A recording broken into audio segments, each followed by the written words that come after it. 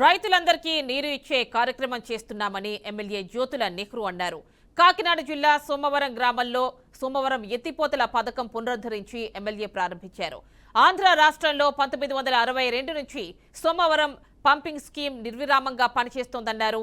ప్రభుత్వంతో పాటు రైతులు ఆర్థిక వనరులు సమకూర్చుకుని నడిపించుకుంటున్నారని ఎమ్మెల్యే కొనియాడారు.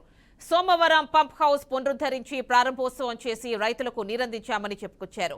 ఏలేరు నీటిని పంప్ల ద్వారా లిఫ్ట్ చేసి 1200 ఎకరాలకు సోమవరం లిఫ్ట్ ద్వారా 22 క్యూసెక్కుల నీరు సోమవరం, ఇర్రిపాక, బూరుగుపూడు, కృష్ణవరం గ్రామాల రైతులకు సాగునీరు అందిస్తున్నామని ఎమ్మెల్యే చెప్పారు.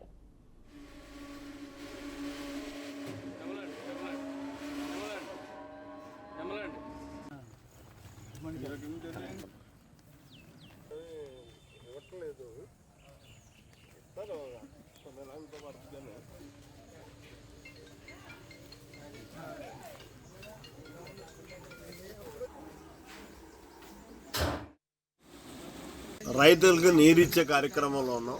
అయితే ఇవన్నీ లిఫ్ట్ ఇరిగేషన్లు ఎప్పుడో 1962 నుంచి పనిచేస్తున్నటువంటి స్కీము ఏదైనా ఆంధ్ర రాష్ట్రంలో ఉంది అంటే ఆకుండా సోమవరం లిఫ్ట్ ఇరిగేషన్ స్కీమ్ ఉంటాయి. అంటే దీనికి మెయిన్గా ప్రభుత్వం యొక్క ప్రోత్సాహం కాదు, ప్రభుత్వాలకంట రైతుల ప్రోత్సాహం.